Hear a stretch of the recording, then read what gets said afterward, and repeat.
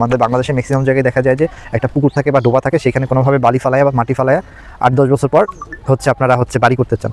So তাদের জন্য একটা ভয়ঙ্কর নিউজ, সেটাই দেখাচ্ছি যে আপনি 8-10 বছর পর বাড়ি করবেন। এই যে সয়েল রিপোর্ট আছে, আমরা এখানে সয়েল টেস্ট করাই এই রিপোর্টটা দেখাচ্ছি। আপনি যে আসসালামু আলাইকুম, আমি ইঞ্জিনিয়ার রাশিদুল ইসলাম। আজকে একটা ল্যান্ড দেখাবো। এখানে যারা পুকুর ভরাট করে বাড়ি করতেছেন অথবা পুকুর ভরাট করে মনে করতেছেন 8-10 বছর বালি রেখে দিয়ে তার উপর বাড়ি করা যাবে, তাদের জন্য আসলে এই মেসেজ। বাড়ি করবেন এখানে, ঠিক আছে, উপরের অংশ আপনার যে শক্ত হয়ে গেছে, আপনি ভ্যালুগুলো দেখেন তাহলেই বুঝতে পারবেন। এই যে উপরের হয়তো 5 ফিটে আপনি শক্ত হয়ে গেছে, 5 ফিট মতো শক্ত হয়ে গেছে, কিন্তু তারপর যখন আপনি 10 ফিটে যাচ্ছেন, মানে পুকুরটার গভীরতা ছিল প্রায় 10 ফিট, তো 10 ফিটে যাচ্ছেন, এই 10 ফিটে গিয়ে কিন্তু আপনার ভ্যালু হয়ে গেছে 1।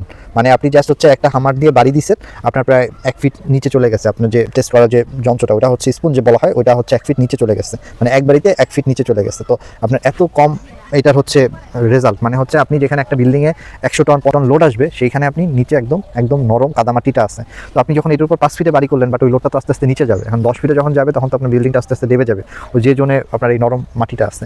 সো এটা যারা ভুল করতেছেন আমাদের দেশে, যে পুকুর আছে বালি দিয়া ভরি, 8-10 বছর একটা কমন থিওরি হয়ে গেছে, 8-10 বছর পর 3-4 তলা বিল্ডিং করবো এখানে। বাট এটা কখনোই করবেন না। এটা হয়তো কাঠের ঘরটার করলে ঠিক আছে, বা নর্মাল ঘরটার করলে ঠিক আছে, কিন্তু আপনি যখন 2 তলা 1 তলা বিল্ডিং করবেন, ওটা তো একটা ওজন আছে। ওটা আপনি নরম মাটিতে দিবেন, বা এখানে উপরে শক্ত মাটি বাট নিচে নরম মাটি, ওটা দেবে যাবে। সো যেটা করবেন, পুকুরটা যেভাবে আছে ঠিক ওইভাবেই রেখে দেন। ওটা আপনি ইঞ্জিনিয়ারের সঙ্গে পরামর্শ করবেন যে আমি বাড়ি করবো। এখন যেটা করতে হবে, এই যে ভরাট করে ফেলাইছে, এখানে সয়েল রিপোর্ট করে দেখা হয়েছে যে 12 ফিট বা 13 ফিট পরে ওনার বেস যদি করে, মাটি কেটে বেস করে ফুটিং করে, তাহলে 12 বা 13 ফিট পরে ওটা করে উঠতে হবে আপনার। এই জন্য এখন যেটা করতে হবে, এই পুরো জায়গাটা যেখানে আপনার পুকুর ছিল, এই পুরো জায়গাটার মাটি বা বালু যেটা আছে, এটা তুলে ফেলাই দিতে হবে, উঠাইতে হবে। উঠায়া ওই নরম যে মাটির যে লেয়ারটা আছে, কারণ পুকুরের তলে তো একটা নরম মাটির লেয়ার থাকে, ওই লেয়ারটা প্রায় 2 ফিটের মতো আছে, ওটা উঠানোর পর এরপর শক্ত মাটির আপনি লেয়ার পাবেন, যেখানে ভ্যালু অনেক ভালো। এই যে দেখেন আপনি 15 ফিটে যখন যান, ভ্যালু প্রায় 19, কোথায় 1 আর কোথায় 19, মানে প্রায় 19 গুণ বেশি শক্তিশালী মাটি আছে ওইটার নিচে।